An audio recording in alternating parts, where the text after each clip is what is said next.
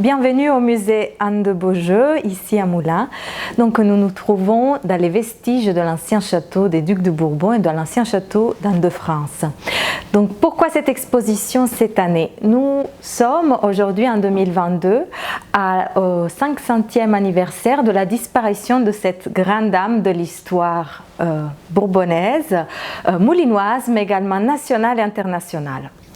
Donc, nous, en tant que musée Anne de Beaujeu, nous devions de faire quelque chose pour le souvenir d'Anne de France et nous avons décidé, donc, avec l'appui du conseil départemental de l'Allier, de proposer une exposition rétrospective.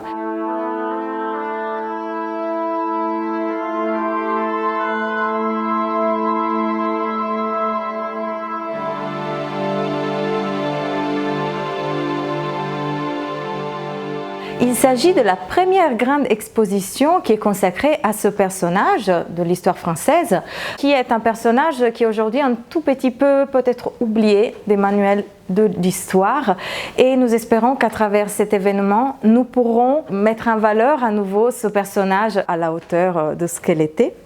Cette exposition a été réalisée grâce à un important comité scientifique et un co-commissariat avec Aubrey David Chappy, qui est une jeune historienne qui a réalisé une thèse justement sur Anne de France et Louise de Savoie en outre.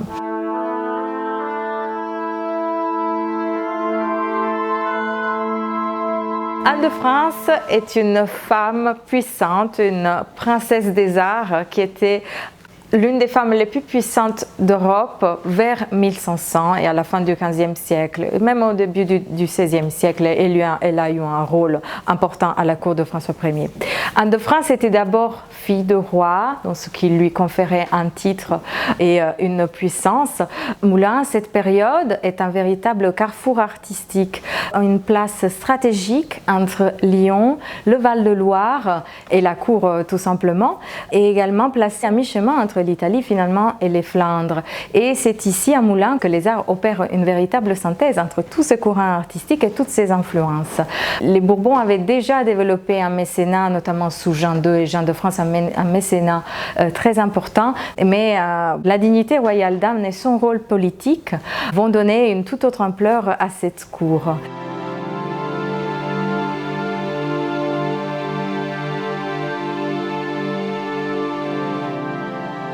Donc nous ouvrons l'exposition avec une section sur le 19e siècle. On prend un petit peu l'histoire à rebours et on veut montrer à travers cette section qu'Anne de France était beaucoup plus connue à cette période, donc au 19e siècle, qu'elle ne l'est aujourd'hui. Elle devient en effet au 19e une véritable héroïne romantique. Elle devient une héroïne romantique dans la littérature de cette période, en particulier par exemple chez Victor Hugo, dans Notre-Dame de Paris.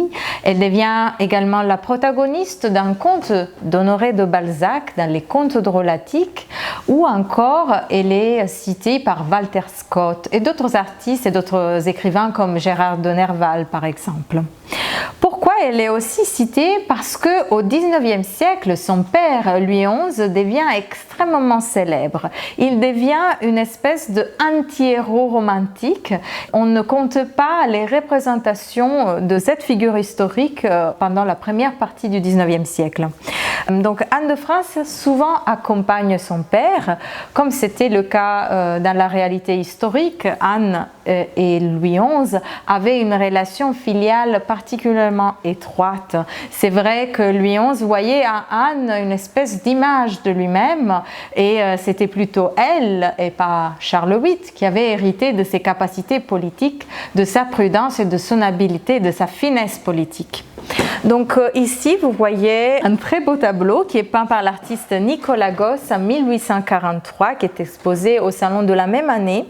Il représente les derniers jours de Louis XI.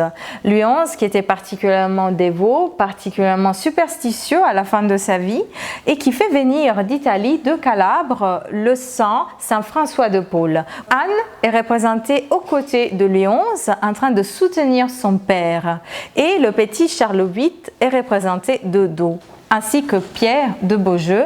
Il est juste représenté derrière Louis XI aux côtés d'Anne. C'est intéressant dans cette œuvre de voir cette légende noire de Louis XI qui déteint un petit peu sur la jeune fille Anne qui est particulièrement mise en valeur ici.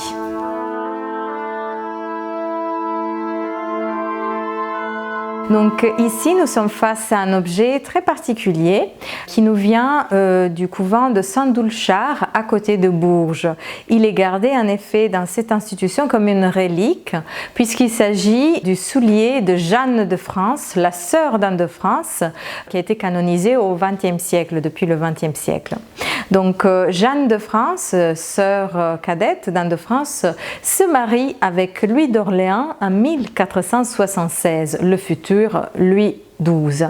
Donc le soulier que vous voyez ici serait le soulier qu'elle aurait porté au cours de son mariage, donc en 1476. Des radiographies montrent qu'il y aurait un caillou à l'intérieur de ce soulier, un caillou qui, selon une tradition de l'époque, serait associé aux peines du mariage. Et ici, il s'agirait bien presque d'une prophétie autoréalisatrice. Puisque le mariage de Jeanne de France avec Louis d'Orléans n'a été pas extrêmement paisible, Louis XI l'avait mariée à Louis d'Orléans en sachant très cyniquement qu'elle n'allait pas pouvoir enfanter et que donc à travers ce mariage, il allait condamner la lignée d'Orléans, mais ce ne fut pas le cas, puisque au moment de l'accession au trône de Louis XII, celui-ci la répudia au profit de Anne de Bretagne. Voilà.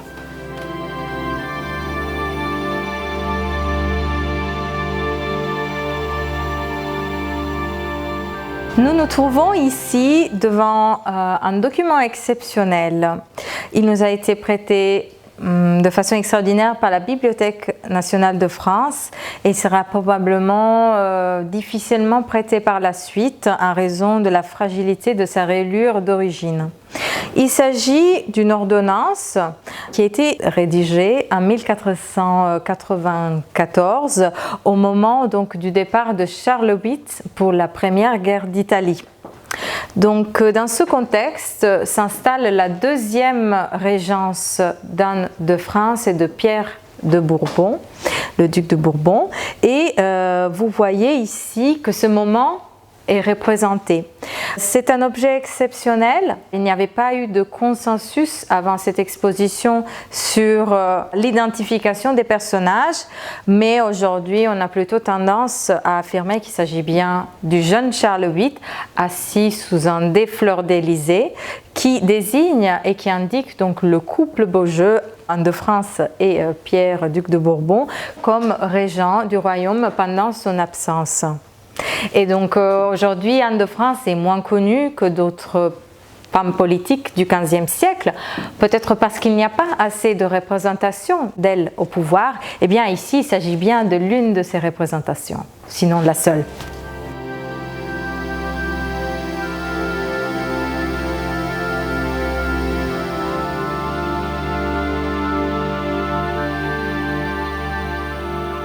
Alors, ça a été un véritable défi de réunir ici à Moulins pour la première fois toutes ces œuvres prestigieuses. Et donc, je tenais à remercier tous nos prêteurs, en particulier le département des peintures du Musée du Louvre, qui nous a confié pendant quelques mois ces trois œuvres que vous voyez juste derrière moi. Donc vous êtes face à l'une des premières commandes d'Anne de France et de Pierre II de Bourbon, duc de Bourbon, à Jean Hay. On est vers les années 1492. On date cet ensemble de panneaux à partir de l'âge de Suzanne, la fille du couple ducal, qui est née en 1491. Donc c'est un triptyque que vous voyez ici morcelé en 3 morceaux, mais il faut l'imaginer comme le triptyque de Moulins, donc avec 2 volets extérieurs et une partie centrale qui aujourd'hui a disparu. Selon les spécialistes, la partie centrale pouvait être en relation avec le sacrement de l'Eucharistie. Donc ces 3 panneaux sont des véritables manifestes de l'art français et de l'art flamand vers cette période. Vous voyez la représentation très réaliste des personnages qui sont tous accompagnés de leur saint, éponyme dans le cas de Pierre ou Saint Jean dans le cas de Anne. Cet ensemble était probablement destiné à peut-être une chapelle privée, d'une demeure palatiale du couple ducal, et la représentation est très politique. Selon les spécialistes, Anne de France est rehaussée par rapport à son époux Pierre qui porte le collier de l'ordre de Saint-Michel, qui est un ordre qui a été fondé par Louis XI, donc au milieu du XVe siècle, et qui est un signe de fidélité au roi.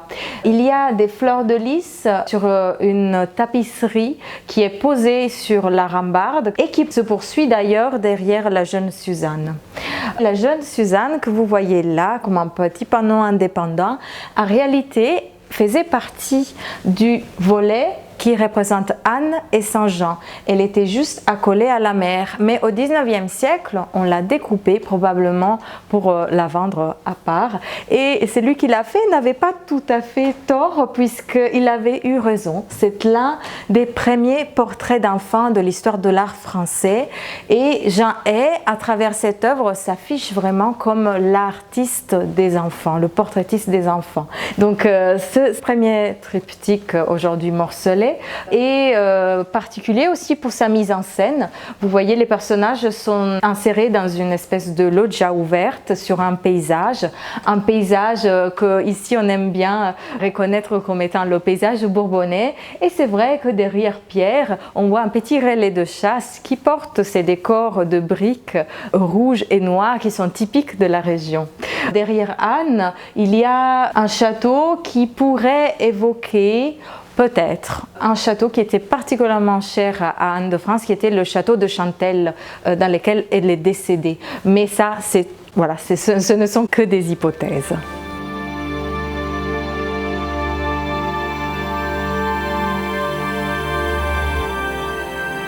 Nous avançons un petit peu dans le temps et nous arrivons vers 1500. Ici, vous avez un objet exceptionnel qui nous a été généreusement prêté par la Wallace Collection de Londres. D'ailleurs, nous faisons partie des 5 premiers prêts de cette institution vers des institutions étrangères parce que, comme vous le savez peut-être, les œuvres de la Wallace Collection ne pouvaient pas être prêtées en raison d'une clause du legs qui a fondé le musée. Donc, vous voyez ici un objet exceptionnel. Il s'agit aujourd'hui d'un diptyque en émail translucide sur or, déjà une technique particulière dont nous n'avons pas beaucoup d'exemples dans le monde, tout simplement. Aujourd'hui, ce diptyque est monté selon un montage du 19e siècle. Donc, vous voyez qu'on a la représentation du couple ducal, donc Anne présenté par Sainte Anne et Pierre présenté par Saint Pierre, et à l'arrière vous avez Saint Louis, ancêtre mythique des Bourbons, et Charlemagne. Charlemagne également un saint empereur dévot qui est particulièrement mis en avant par la famille royale à laquelle appartient Anne de France dès Louis XI et tout particulièrement sous Charles VIII. C'est une iconographie qui nous permet de voir que les thématiques se répètent à la cour de Moulins d'un support à l'autre, de l'orfèvrerie au panneau, au tableau de chevalet, jusqu'à la sculpture.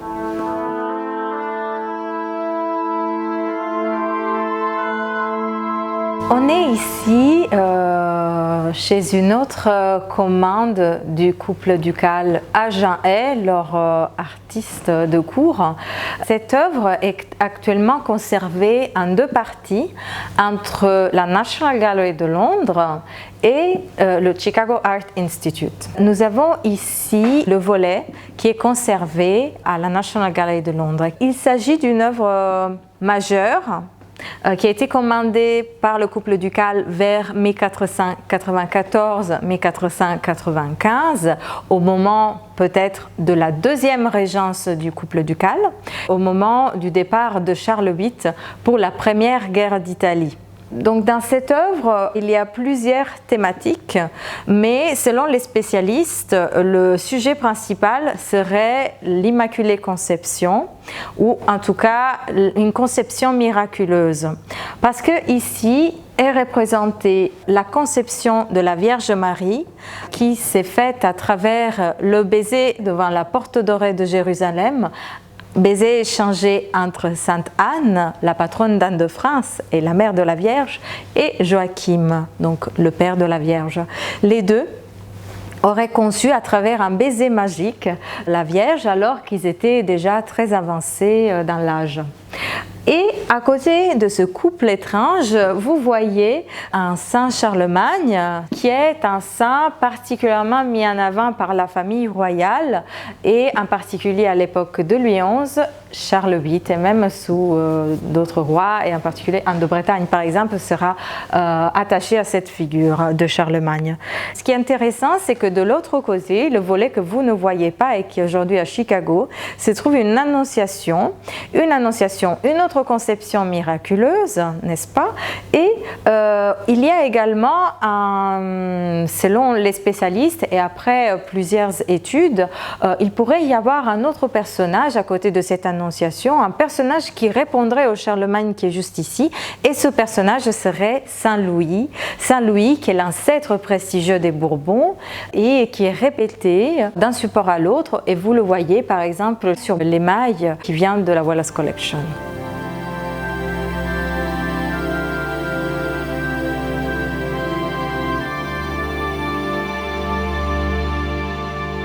Toujours dans cette section sur le mécénat d'Anne de France, nous nous trouvons face à une série de 3 sculptures qui sont un exemple majeur de l'art à la cour de Moulins vers 1500. Donc il s'agit de 3 sculptures qui nous viennent du département des sculptures du musée du Louvre et qui sont prêtées exceptionnellement pour la première fois ici à Moulins depuis leur acquisition à la fin du 19e siècle. Donc ces 3 sculptures étaient initialement retrouvées dans la sacristie de l'actuelle église Saint-Vincent de Chantelle et on pense que l'origine, elle aurait fait partie du décor d'une chapelle dédiée au vocable de Saint-Pierre qui était probablement accolée à l'église Saint-Vincent. Il s'agit de 3 sculptures actuellement attribuées à un artiste appelé Jean Guillaumet, dit Jean de Chartres, qui est le sculpteur favori de la duchesse de Bourbon. Il était l'élève de Michel Colomb et il aurait accompagné aussi Michel Colomb au sein de certains de ses chantiers dans les cours de France.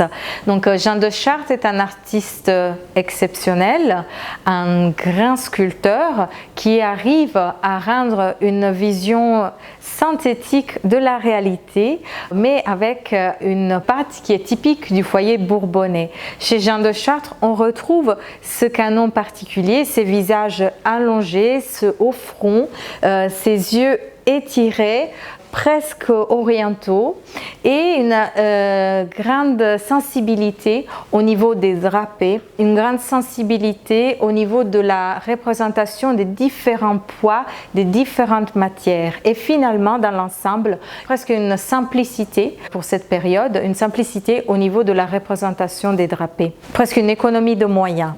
Ici, vous voyez donc 3 saints, Sainte Anne qui éduque la Vierge au fond, Saint-Pierre et Sainte Suzanne. Sans surprise, il s'agit des saints patrons de la famille ducale qui sont ici réunis. Sainte Anne, qui éduque la Vierge, est une iconographie particulièrement chère à Anne de France qui s'était illustrée pour avoir rassemblé autour d'elle une cour de jeunes filles qu'elle avait pris le soin d'éduquer. Et selon les spécialistes, ces sculptures auraient une grande proximité avec les œuvres de Jean Hay, le maître de Moulins, et donc certains spécialistes pousseraient, disons, la réflexion jusqu'à faire l'hypothèse d'une collaboration ou même d'un travail de Jean de Chartres à partir d'un carton réalisé par le maître de Moulins, par Jean Hay. Ces sculptures, je vous invite vraiment à les regarder de près.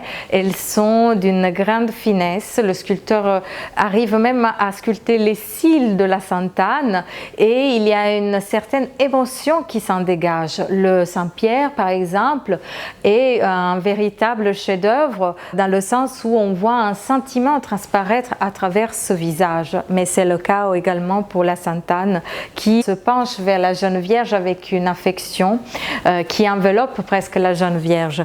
C'est ici le trait d'un grand artiste qui arrive à une perfection technique, mais également à faire transparaître des sentiments, un humanisme à travers ces sculptures.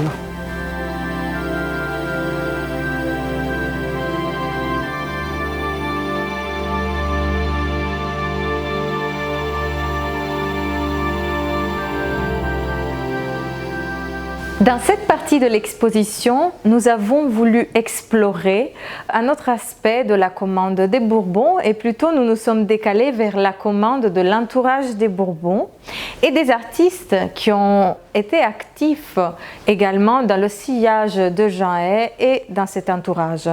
En effet, disons jusqu'à maintenant, on ne supposait pas à Moulins une école de peintres, que ce soit des peintres de tableaux de chevalet ou des peintres d'enluminure, mais aujourd'hui on voudrait plutôt apporter une nuance à ces constats.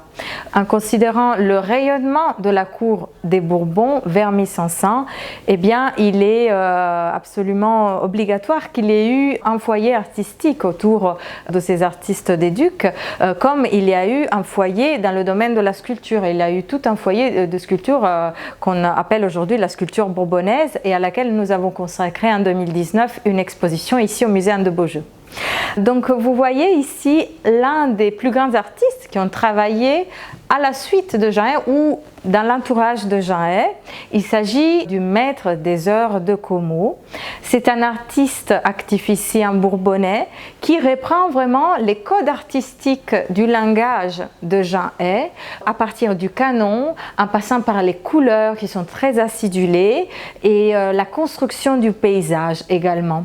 Par exemple, le maître des heures de Como représente les personnages avec des paupières très lourdes qui sont en soi un trait typique de l'art bourbonnais et de l'art de Jean Hay. Donc ici, nous avons réuni à Moulins pour la première fois deux œuvres de ce maître, le rétable de la Passion et les heures de Como. C'est à partir de ce livre d'heures, de ce livre de prières qu'on a nommé cet artiste, maître des heures de Como.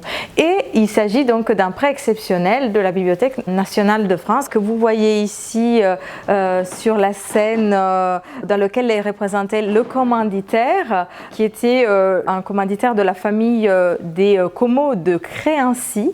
Et vous voyez également le commanditaire donc devant une vierge qui ressemble beaucoup aux vierges de Jean Hay, qui est couronnée par des anges et entourée d'autres anges. Ça, c'est une autre caractéristique de l'art de Jean Hay, c'est de rajouter des anges un petit peu dans les scènes là où on ne s'y attend pas. Vous voyez que le canon est le même et ces couleurs très fortes, très acidulées aussi sont vraiment très proches de l'art de Jean Hay.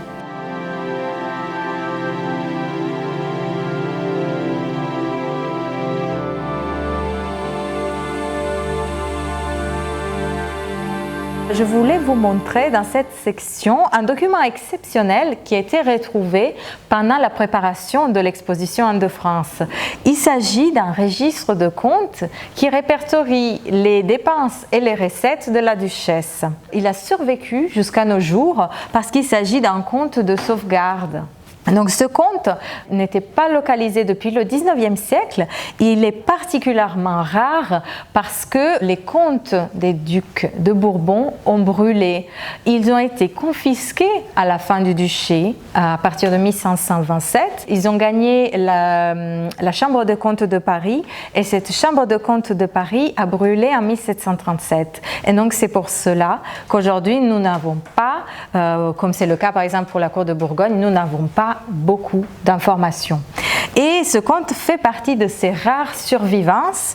Il répertorie par exemple les paiements de la duchesse à Jean de Chartres, l'artiste sculpteur qui était employé par la duchesse. Vous voyez à travers ce compte effectivement que la duchesse payer directement ces artistes. Ce conte cite aussi un Pierre l'Enlumineur, on n'a toujours pas compris de qui il s'agit, mais vous voyez donc que les dépenses de la princesse et ses relations avec les maîtres des chantiers étaient directes.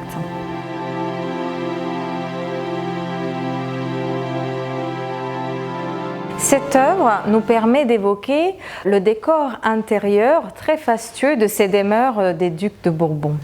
Donc c'est un panneau en bois polychrome qui garde d'ailleurs sa polychromie d'origine et qui représente les armes d'Anne de France après son mariage, les armes des Bourbons et les armes de Bourbon anciens. Sur ce panneau, le P et le A de Pierre et Anne est répété à 2 reprises. Il y a un aume fleur d'Élysée au centre qui domine la composition et les chardons qui sont les emblèmes des beaux jeux. Il y a également la ceinture Espérance que vous voyez ici qui est un emblème des Bourbons. Donc ce panneau faisait probablement partie peut-être d'un meuble ou peut-être d'un lit de parade. On en garde quelques exemples, notamment au Musée national de la Renaissance au Château des Coins, et nous permet de montrer à quel point le décor intérieur était tourné vers la glorification politique de ce couple ducal dont les initiales étaient répétées absolument partout, bien évidemment de l'extérieur du château sur cette aile Renaissance, au niveau de la décoration architecturale de l'aile Renaissance, mais également sur les plus petits objets. Par exemple, ici au musée Anne de Beaujeu, on garde une charnière de meubles qui a également le décor du P et du A. Nous nous trouvons ici dans une autre section de l'exposition qui est consacrée à un aspect moins connu de la vie d'Anne de France. Anne de France était une princesse humaniste qui avait reçu une éducation particulièrement raffinée de sa mère, Charlotte de Savoie. Elle avait lu de grands auteurs et autrices du Moyen-Âge comme Christine de Pisan ou alors comme Boccace, qui avaient particulièrement mis en avant le possible rôle politique que pouvait tenir une femme à la cour. Et Anne de France s'inscrit vraiment dans cette lignée, dans cette école de pensée. Elle-même va contribuer à la théorisation du pouvoir féminin à travers la rédaction des enseignements à ma fille vers 1500. Il s'agit de l'un de ses livres qu'elle va dédier à sa fille sa fille Suzanne, au moment où elle doit prendre les rênes du duché de Bourbonnais et d'Auvergne. Donc c'est un ouvrage qui est particulièrement lu à travers le XVIe siècle et vous avez ici un témoignage du succès de cet ouvrage. Ici vous avez un exemplaire des enseignements d'Anne de France, d'abord dédicacé à Marguerite de Navarre, la sœur de François Ier, et qui a transité ensuite dans la collection de Catherine de Médicis. Donc vous voyez que cet ouvrage et la postérité d'Anne de France survit tout du long du XVIe siècle. Mais elle-même, Anne de France, a contribué à la féminisation des cours européennes et des cours françaises en s'entourant d'un grand groupe de jeunes princesses et même de princes et de nobles dames. Ces jeunes princesses seraient ensuite des grandes femmes politiques en Europe, comme par exemple Marguerite d'Autriche, future régente des Pays-Bas, ou encore Marie Tudor, la sœur d'Henri VIII, qui deviendra reine de France, et puis encore d'autres femmes comme Diane de Poitiers, Anne de Bretagne, Louise de Savoie, etc.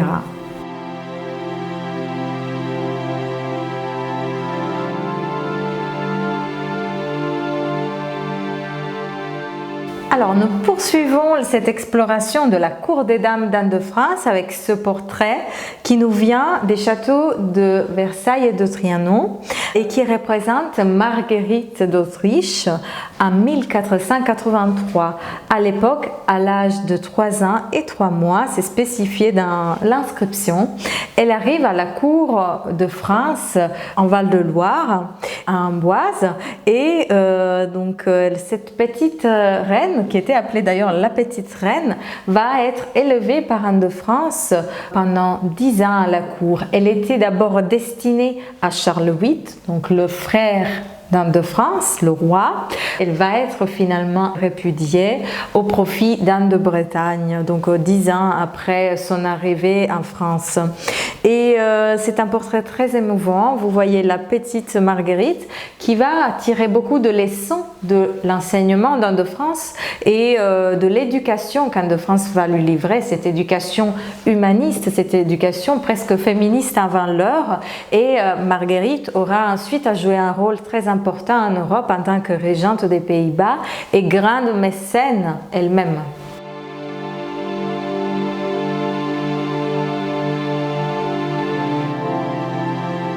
Nous poursuivons encore dans cette salle dédiée à la cour des dames d'Anne de France avec une œuvre particulière. Il s'agit du recueil d'Aix. C'est un recueil de dessins, de portraits à la crénoise et à la sanguine de personnages notables de la cour de François Ier. Il est conservé à la bibliothèque Méjanès d'Aix-en-Provence. Il contient le portrait du connétable de Bourbon, donc le gendre d'Anne de France et l'époux de Suzanne de Bourbon, la fille d'Anne de France. Mais donc ils nous ont signalé qu'il y avait également dans ce recueil un portrait qui portait une inscription Madame de Bourbon. Et ce portrait était identifié à Suzanne de Bourbon, la fille d'Anne de France. Or, à la cour de François Ier, on est donc vers les années 1515, 1520, on est à la fin de la vie d'Anne de France qui décède en 1522. Et donc, vous voyez que ce portrait représente une femme assez âgée, qui aurait vraisemblablement au moins une cinquantaine d'années. Et donc, on pourrait penser qu'il s'agirait du dernier portrait d'Anne de France connu à nos jours.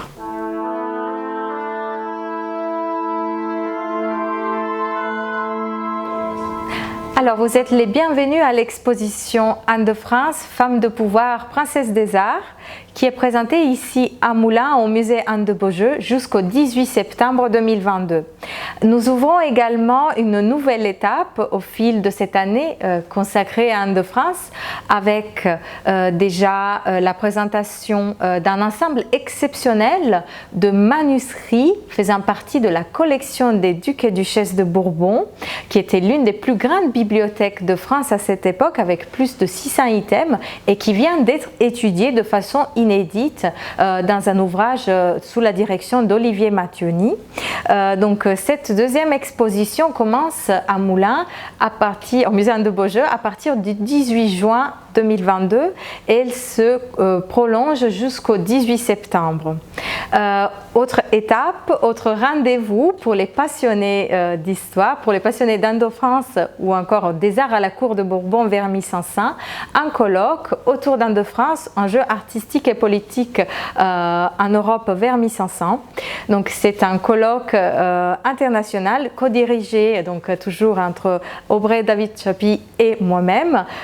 Donc sur la cour des dames, en particulier l'entourage féminin d'Anne de France qui va être exploré et davantage étudié, et une deuxième journée dédiée aux arts à la cour des Bourbons vers 1500.